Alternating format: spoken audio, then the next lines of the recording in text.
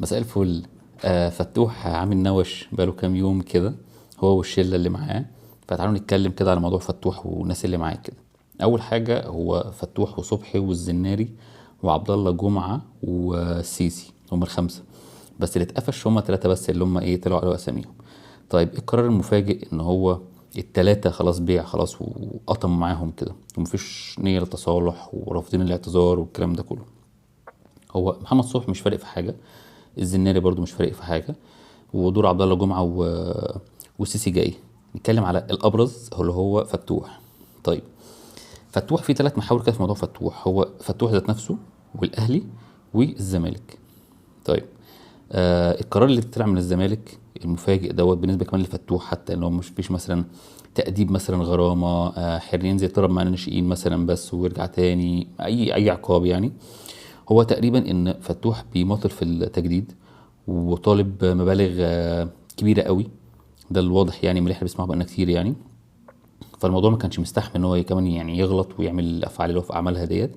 فالموضوع كان قطم كده مره واحده وخلاص، هنعرضه للبيع ويمشي. هو كده كده اصلا يحق له يمضي لاي نادي في يناير، يعني كلها شهرين ويمضي اي نادي في يناير فري، خلاص مش هنستفيد منه بحاجه. ففكره ان هو انت عرضه للبيع دي اعتقد يعني ايه، حاجه تجميليه للنادي شويه، يعني ان هو خلاص بقى احنا مش عايزينه، اللي عايزه ياخده بقى، جاله عرض جاله، ما جالوش هو مشي لوحده وخلاص. كده كده اخره يا يناير يا شهر 6 الجاي. طيب ده كده ايه حته الزمالك. ناخد حته فتوح. واحد مش مقدر النعمه، بيلعب في نادي بيلعب في الدوري الممتاز، في اهلي او الزمالك اي حد بيلعب فيهم، في كام لعيب بيلعب في دوري الدرجه الثانيه والثالثه والرابعه، والناس ما لا يعني ما جاتلهاش فرصه يلعبوا في انديه. هو مش مقدر الحاجات دي كلها، وفي لعيبه كتير مش مقدره النقطه دي كلها. ولازم يكون في طبيب نفسي يبقى موجود في كل نادي، على الاقل الاهلي والزمالك اللي بيتعرضوا لضغوط كتير، ضغوط جماهير وحكام وتلفزيون وسوشيال ميديا وحاجات كتير قوي كده.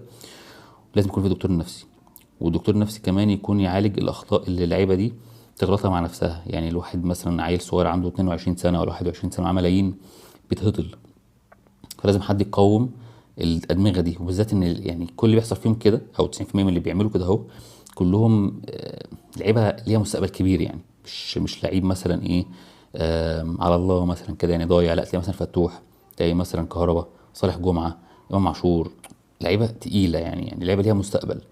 فلازم يكون في حد يقوم اللعيبه دي وترجع على اللي في دماغها. ده بالنسبه لايه، لفتوح والطبيب النفسي والزمالك. نروح الاهلي بقى. الاهلي بقى هيستفيد من فتوح لو جابه، هيستفيد منه.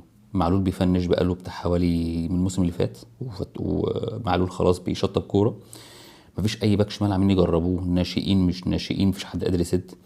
فتوح اعلى كواليتي موجود، باك شمال موجود في الدوري المصري، يعني هم لو دوروا يجيبوا حد مش هيلاقوا احسن من فتوح كفنيات وكملعب، مش هيلاقوا حد احسن من فتوح.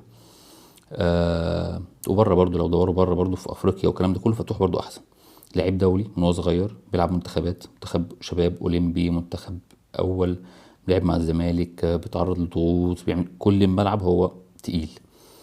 الخوف بقى اللي انا اعتقده، يعني الخوف من فتوح ان هو يعمل شله مع امام عاشور وكهربا، وهم اصلا مش مستحملين في الاهلي.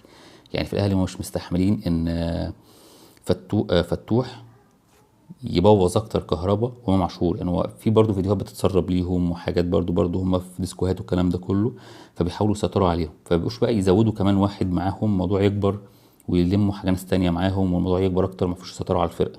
فممكن ده يكون ده السبب الوحيد اللي مخوف الاهلي، ان هو او لو الاهلي رفضوا انه يتعاقد مع فتوح يبقى هو ده السبب الاساسي. الاهلي هيرفضه على اساسه، غير كده مفيش اي فرصه تتقضى، هياخد اللي هو عايزه وهيوصلوا لتفاوض اعلانات، اي حاجه هيحصل وهيتراضى. لكن هو ده السبب الوحيد اللي هم مش ضامنينه فيه، ان هو يعمل كده في الاهلي ويبوظ لعيبه في الاهلي ويبوظ لعيبه اصلا بايظه فيشجعهم اكتر ان هم يعملوا كده.